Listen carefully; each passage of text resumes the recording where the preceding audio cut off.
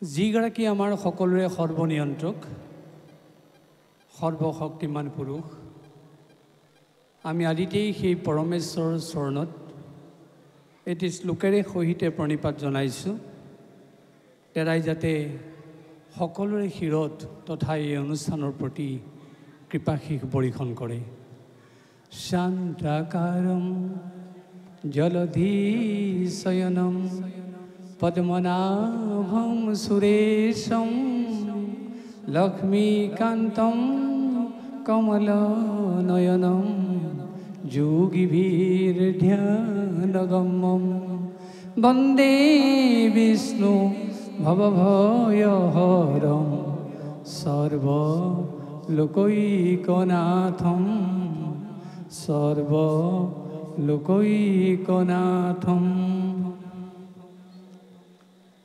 শিমলুগুৰি মৌজা ছাত্ৰ সন্থাৰ উদ্যোগত অসম সেনা আৰু সূৰ্যোদয় নৃত্য একাডেমীৰ সহযোগত এই চিন্তামণি গড়ৰ এই প্ৰেক্ষাগৃহত যি কেন্দ্ৰীয় ৰঙালী বিহু উৎসৱ উদযাপন কৰা হৈছে আজি এই উৎসৱত তথা এই অনুষ্ঠানত উপস্থিত থকা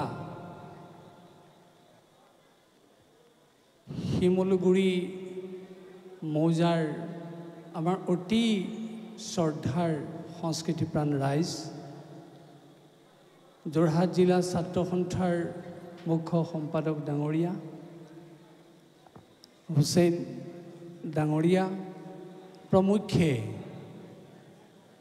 বিভিন্ন সন্থাৰ বিষয়ববীয়াসকল আৰু আমাৰ অতি মৰমৰ আজি এই অনুষ্ঠানৰ সূত্ৰধাৰ প্ৰাগ চেনেলৰ মুখ্য ভূমিকাত থকা উৎপল বৰা ডাঙৰীয়া আমাৰ অতি মৰমৰ শ্ৰদ্ধাৰ সাংবাদিক বন্ধুসকল আৰু এই অনুষ্ঠানত আজি উপস্থিত থকা সঞ্চালক প্ৰমুখ্যে বিচাৰক মণ্ডলী বিহু লগত জড়িত হৈ থকা শিল্পীসকল আপোনালোক সদৌতিলৈকে আমাৰ অন্তৰ্ভৰা শ্ৰদ্ধা আমি আগবঢ়াইছোঁ আজি সঁচাকৈ এই কেন্দ্ৰীয় ৰঙালী বিহু সন্মিলনত নিজেই নিজকে সম্পৃক্ত কৰিবলৈ পাই আমি কৃতাৰ্থ মানিছোঁ আজি যি তিয়ক সৌৰভ বঁটা আমাৰ প্ৰতি আগবঢ়োৱা হৈছে আমি ৰাইজৰ এই বঁটাক আশীৰ্বাদ স্বৰূপে গ্ৰহণ কৰিছোঁ আৰু বঁটাটি লৈ গৌৰৱবোধ কৰিছোঁ যিটো নেওগে যিদিনা আমাক এই বাৰ্তাটো দিলে আমি তেতিয়াই নেওগক প্ৰশ্ন কৰিছিলোঁ আমাৰ তিয়কত চাবলৈ গ'লে জন্ম হোৱা নাই আমি তিয়কৰ স্থায়ী বাসিন্দা নহয় তথাপি তোমালোকে এই বঁটাটো আমালৈ আগবঢ়াইছা ইয়াৰ তাৎপৰ্য কি তেওঁ ক'বলৈ নেপালে উত্তৰটো আমি নিজে উলিয়ালোঁ 2004 চনত আউনীআটী সত্ৰৰ অন্যতম শাখা যি তিয়ক কলীয়াপানী সত্ৰ প্ৰতিষ্ঠা কৰা হৈছিল সেই দিন ধৰি এই সত্ৰখনে এই তিয়ক অঞ্চলকে সামৰি গোটেই যোৰহাট শিৱসাগৰত ইয়াৰ যি বাৰ্তা প্ৰদান কৰিছে আৰু শেহতীয়াকৈ প্ৰতিষ্ঠিত হোৱা আউনীআটী বিশ্ববিদ্যালয়ে যি শিক্ষাৰ বতৰা প্ৰদান কৰিছে সেই অৰ্থত নিশ্চয় আউনীআটী সত্ৰৰ এই বঁটাটো প্ৰাপ্য। আৰু লগে লগে আমি ভাবিলোঁ এই আউনীআটী সত্ৰৰ লগতে তেখেতসকলে আমাকো অংশীদাৰী কৰিছে আৰু এই অংশীদাৰী হ'বলৈ পাই সঁচাকৈ আমি আজি গৌৰৱ অনুভৱ কৰিছোঁ। আৰু ছাত্ৰ সন্থা প্ৰমুখে এই অঞ্চলৰ সদৌতি ৰাইজলৈ আমাৰ হিয়া ভৰা কৃতজ্ঞতা নিবেদন কৰিছোঁ। লগে লগে এই কথা মনলৈ আহিছিলে, শিমলুগুৰি মৌজাজ আঞ্চলিক ছাত্ৰ সন্থা তথা অসম সেনা সূৰ্যোদয় নৃত্য একাডেমী যি অনুষ্ঠান, এয়া সাধাৰণ অনুষ্ঠান নহয়। আমি সাধাৰণতে ভাবোঁ ছাত্ৰ সন্থাৰ দৰে অনুষ্ঠানে সমাজ সংগঠনৰ কথা কয়, আন্দোলন কৰে আৰু শিক্ষাৰ দিশত বাৰ্তা যথাযথভাৱে প্ৰদান কৰে। কিন্তু এই শিমলুগুৰি মৌজাৰ আঞ্চলিক ছাত্ৰ সন্থা কেৱল এইকেইটা শব্দতেই আবদ্ধ থকা নাই। শিমলুগুৰি আঞ্চলিক মৌজাৰ ছাত্ৰ সন্থাই দূৰদৃষ্টিৰে কথা চিন্তা কৰিব পাৰে। আঞ্চলিক ছাত্ৰ সন্থাই তথ্য সমৃদ্ধ বতৰা দিব পাৰে।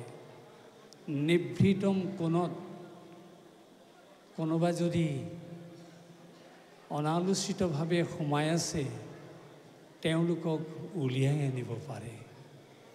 এনে মহত্ব থকা অনুষ্ঠানটোৱে হৈছে শিমলুগুৰি মৌজাৰ আঞ্চলিক ছাত্ৰ সন্থা। আমি সেয়ে এই ছাত্ৰ সন্থাৰ এই যি ভাৱনা ইয়াৰ শলাগ লৈছোঁ আৰু আমি এই মুহূৰ্তত উল্লেখ কৰিব খুজিছোঁ, আমাৰ অসমৰ সকলো ছাত্ৰ সন্থাই এনে আদৰ্শৰে যদি অনুৰণিত হৈ থাকে আমাৰ সমাজখনৰ খিয়লা খিয়লি ভাৱ তুৰন্তে নাইকিয়া হৈ যাব। ইতিমধ্যে ছাত্ৰ সন্থাই বহু পদক্ষেপ লৈছে, কিন্তু এনে নিভৃতম কোণত সোমাই থকা তথ্য সমৃদ্ধ কথাবিলাক ইমান ভিতৰত থকা আঞ্চলিক ছাত্ৰ সন্থাই এনেদৰে যে ভাবি উলিয়াইছে, এইটো আমাৰ কাৰণে সঁচাকৈয়ে অত্যন্ত এটা গৌৰৱপূৰ্ণ বিষয়। আজি ইয়ালৈ আহি আৰু এটা কথা আমি মন কৰিছোঁ, আজিকালি বিহু সাংস্কৃতিক অনুষ্ঠান বুলি ক'লে আপোনালোকে জানে বোকাত লেটিওৱা লেটিওৱা পৰিৱেশ, চকী দলিওৱা দলিওৱা কাৰ্য, হাই উৰুমি, যাৰ ফলত আমি যেন সাংস্কৃতিক সত্তাটোক হেৰুৱাই পেলাইছোঁ। কিন্তু ইয়াৰ ৰাইজে আঞ্চলিক ছাত্ৰ সন্থাই, অসম সেনাই, সূৰ্যোদয় নৃত্য একাডেমী অনুষ্ঠানে প্ৰমাণ কৰি দিলে হাই উৰুমি নোহোৱাকৈ, কোনো অশুভ পৰিৱেশ নোহোৱাকৈ সাংস্কৃতিক অনুষ্ঠান পাতিব পাৰি। আৰু এয়াই হৈছে আমাৰ সংস্কৃতিৰ মূল সত্তা। আৰু সেয়ে আমি পুনৰবাৰ এই অঞ্চলৰ ৰাইজক প্ৰণিপাত জনাইছোঁ। আপোনালোক সকলোৱে জানে, য'ত সৎ কথা থাকে, য'ত সৎ চিন্তা থাকে, য'ত সৎ ভাৱনা থাকে, য'ত সৎ আলাপ থাকে, য'ত সৎ সংগৰ সমাহাৰ ঘটে, সেই অনুষ্ঠানকেই সত্ৰ বুলি কোৱা হৈছে। আপোনালোকে নিশ্চয় এই কথা উপলব্ধি কৰিব পাৰিছে। আমাৰ হৃদয়ৰ মাজত যদি সৎ চিন্তা নাথাকে, সৎ কথা নাথাকে, আমি যদি সৎ আলাপ কৰিব নোৱাৰোঁ, আমাৰ যদি সৎ সংগ নাথাকে, আমাৰ মনুষ্য জীৱন সম্পূৰ্ণ হ'ব নোৱাৰে, আমাৰ মনুষ্য জীৱন পৰিশীলিত হ'ব নোৱাৰে। সেয়ে অসমত মহাপুৰুষ শ্ৰীমন্ত শংকৰদেৱ, দামোদৰদেৱ, মাধৱদেৱ, হৰিদেৱ, অনিৰুদ্ধদেৱ প্ৰভৃতি সন্তসকলে, গুৰুসকলে যি আমাক সত্ৰ অনুষ্ঠান দি থৈ গ'ল, এয়া দৰাচলতে অতি অসমৰ সমাজৰ কাৰণে প্ৰাসংগিক অনুষ্ঠান। আৰু সেই অনুষ্ঠানৰ বাৰ্তা যদি আমি গ্ৰহণ কৰোঁ, আমি প্ৰত্যেকেই আমাৰ জীৱনবিলাক ধুনীয়া কৰিব পাৰিম। আৰু সেইকাৰণে সত্ৰৰ আৱশ্যকতা আছে। আৰু আপোনালোকে জানে, জনকল্যাণৰ কাৰণে সত্ৰ প্ৰতিষ্ঠা কৰা হৈছে। সত্ৰ এঠাইত প্ৰতিষ্ঠা কৰি তাতে আবদ্ধ থাকিব পাৰিলেহেঁতেন, কিন্তু অসমৰ ইমূৰৰ পৰা সিমূৰলৈ এখন এখন সত্ৰৰ শাখা সত্ৰ থাকে। কিয়? অৰ্থাৎ সকলো লোককে যাতে সত্ৰৰ লগত সম্পৃক্ত কৰিব পাৰি আৰু সত্ৰৰ বাৰ্তা প্ৰদান কৰিব পাৰি, সেইকাৰণে এনেদৰে বিভিন্ন ঠাইত শাখা সত্ৰ তথা আজ্ঞাপৰ সত্ৰ প্ৰতিষ্ঠা কৰা পৰম্পৰা চলি আহিছে। ঠিক সেইদৰে টিয়কৰ কলীয়াপানীত আমাৰ এই আউনীআটী সত্ৰ প্ৰতিষ্ঠা হৈছিল আৰু 2004 চনত আনুষ্ঠানিকভাৱে সেই সত্ৰখন উদ্বোধন কৰা হৈছিল। আপোনালোকৰ সকলোৱে নিশ্চয় জ্ঞাত। আৰু সেই সত্ৰখন অহাৰ পিছত এই অঞ্চলত কিমান প্ৰভাৱ পৰিছে সেই কথা নতুনকৈ আপোনালোকক কোৱাৰ প্ৰয়োজন নাই।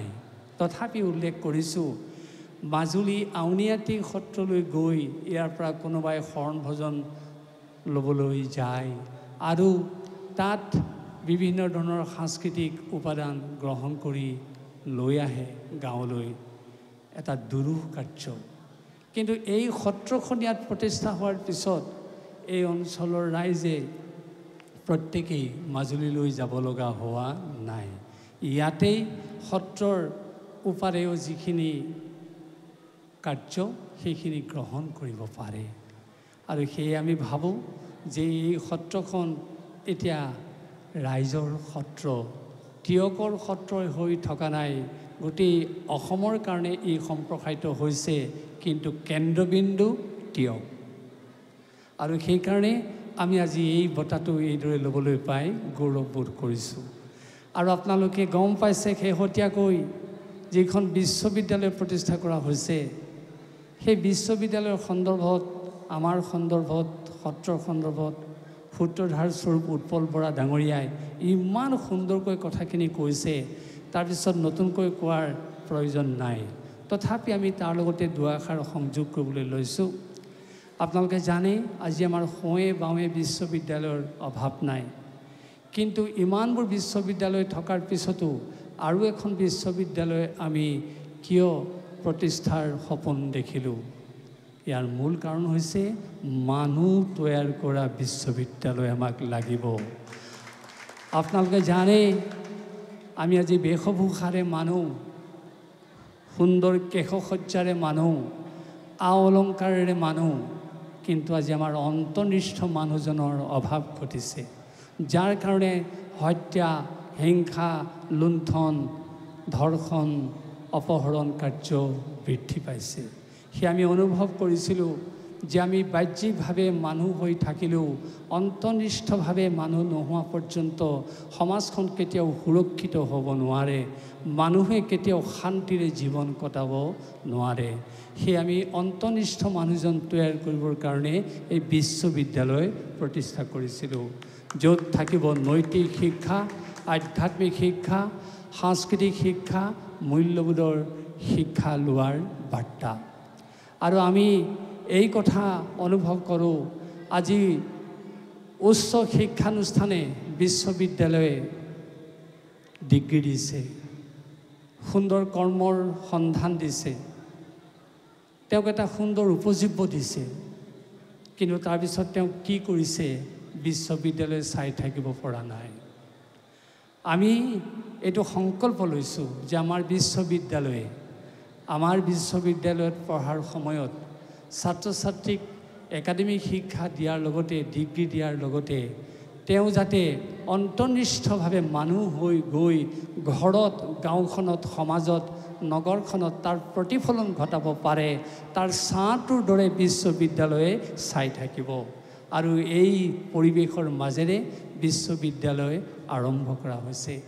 ইয়াতো ফিজিক্স, কেমেষ্ট্ৰি থাকিব, ইয়াতো ফিলচফি থাকিব, পলিটিকেল সায়েন্স থাকিব, ইকনমিক্স থাকিব, বিভিন্ন বিভাগ থাকিব, একাডেমিক শিক্ষা গ্ৰহণ কৰিব সঁচা, কিন্তু তাৰ মাজেদি তেওঁলোকে যাতে সেই নীতি শিক্ষা, আধ্যাত্মিক শিক্ষা গ্ৰহণ কৰি লৈ যাব পাৰে, ঘৰত যাতে প্ৰতিফলন ঘটাব পাৰে।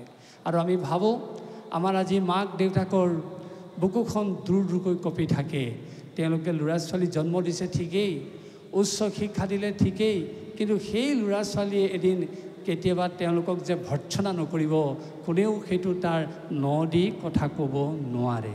গতিকে এনেই শিক্ষা পোৱাৰ পিছত মাক দেউতাকৰ বুকুৰ কঁপনি কমি যাব। মাক দেউতাকে এদিন নিশ্চয় ক'ব লাগিব যে আমি যি সুস্থ জীৱনৰ অধিকাৰী মানুহ আশা কৰোঁ, আমাৰ ঘৰত তেনে মানুহ আমি লাভ কৰিছোঁ। গতিকে আমাৰ বিশ্ববিদ্যালয়ৰ যোগেদি তেনে মানুহ সৃষ্টি কৰাৰ ক্ষেত্ৰত আমি এক মুখ্য ভূমিকা গ্ৰহণ কৰিছোঁ। আৰু আপোনালোকে জানে আজি দালান আছে, অট্টালিকা আছে, বিল্ডিং আছে, কিন্তু ঘৰ নাই। আমাৰ যেন আজি বহুলাংশে ঘৰখন নোহোৱা হৈ গ'ল। যিখন ঘৰত মাক দেউতাক,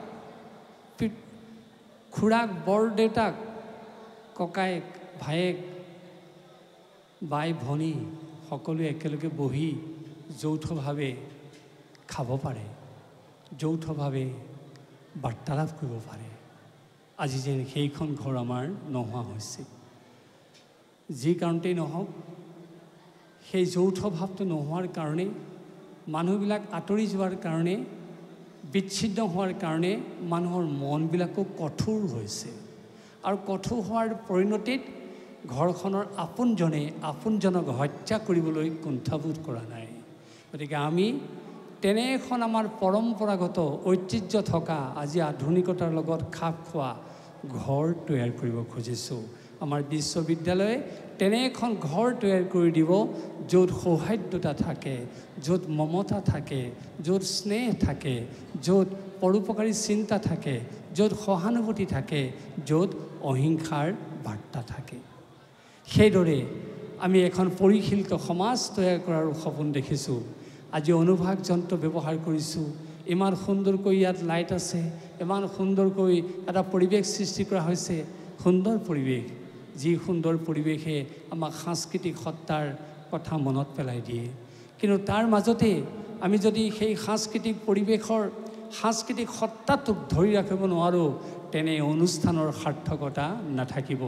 সেয়ে আমি কোনো কাৰণতে যাতে ইয়াত বেপেৰুৱা সংস্কৃতিয়ে গ্ৰাস কৰিব নোৱাৰে, আমাৰ এই সংস্কৃতিপূৰ্ণ সমাজখনক যাতে কোনো কাৰণতে ক্ষতবিক্ষত কৰিব নোৱাৰে, তাৰ কাৰণে আমি আমাৰ বিশ্ববিদ্যালয়ে তীক্ষ্ণ দৃষ্টি দিয়াৰ পৰিকল্পনা কৰিছোঁ। সেয়ে আমি পুনৰ কৈছোঁ, এফালে মানুহ সৃষ্টি কৰা, আনফালে সুন্দৰ ঘৰখন তৈয়াৰ কৰা, আনফালে পৰিশীলিত সাংস্কৃতিক তথা সমাজখন সৃষ্টি কৰা। আৰু এই বিশ্ববিদ্যালয়খনক ইয়াৰ সপোন বাস্তৱায়িত কৰাৰ ক্ষেত্ৰত আপোনালোকে আন্তৰিকতাৰে সহযোগ কৰিবই লাগিব। আপোনালোক আমাৰ মূলধন। আপোনালোকে যদি আন্তৰিকতাৰে সহযোগ নকৰে, আমাৰ এই সপোন হৈয়ে থাকিব। কিন্তু ইতিমধ্যে আমি তিয়কবাসী ৰাইজৰ সহযোগিতা লাভ কৰিছোঁ। সূত্ৰধাৰ উৎপল বৰা ডাঙৰীয়াই বৰ সুন্দৰকৈ অধ্যয়ন কৰি কথাখিনি আপোনালোকৰ আগত দাঙি ধৰিছে। সঁচা, 2 বছৰ হোৱাই নাই, 1 বছৰ 7 মাহৰ ভিতৰতেই 200জন গৱেষক ছাত্ৰই আমাৰ আউনীআটী বিশ্ববিদ্যালয়ত নাম লগাইছে। আৰু 6টা বিষয়ত পৰিৱেশ কলাকে ধৰি প্ৰায় 100জন ছাত্ৰই নাম লগাইছে। আমি অদূৰ ভৱিষ্যতে ইয়াৰ আৰু বিশাল পৰিৱেশ আশা কৰিছোঁ। কেৱল ভৌগোলিক আয়তনেৰে নহয়, কেৱল সংখ্যাৰে নহয়, ইয়াৰ যিটো গুণগত বাৰ্তা, সেইটো যাতে গোটেই অসমত তথা উত্তৰ পূৰ্বাঞ্চলত, ভাৰতবৰ্ষত বিয়পাব পাৰে, তাৰ কাৰণে আমি প্ৰয়াস কৰিছোঁ। আমি আকৌ এবাৰ আপোনালোকৰ আশীৰ্বাদ কামনা কৰিছোঁ। আৰু আমি আশা কৰিছোঁ আপোনালোকৰ যি সহযোগিতা পাইছোঁ আমি নিশ্চয় ইয়াত সফল হ'ম। আৰু আমি বিশ্ববিদ্যালয়খনে কেৱল সফল হোৱা নহয়, আমাৰ ঘৰবিলাক সফল হ'ব, সমাজবিলাক সফল হ'ব, আমাৰ সাংস্কৃতিক অনুষ্ঠানবিলাক সফল হ'ব। সেই পুনৰবাৰ আপোনালোকলৈ আমাৰ শ্ৰদ্ধা আগবঢ়াই আজি এই আমাক বঁটাটি প্ৰদান কৰি যি উৎসাহিত কৰিলে, প্ৰেৰণা দিলে, তাৰ কাৰণে পুনৰবাৰ প্ৰণিপাত জনাই আমাৰ কথাখিনি ইমানতে সামৰণি মাৰিছোঁ। সৰ্বে ভৱন্তু সুখিনঃ, সৰ্বে সন্তু নিৰাময়া, সৰ্বে ভদ্ৰাণি পশ্যন্তু, মা কশ্চিৎ দুঃখভাগ ভৱেৎ। নমস্কাৰ।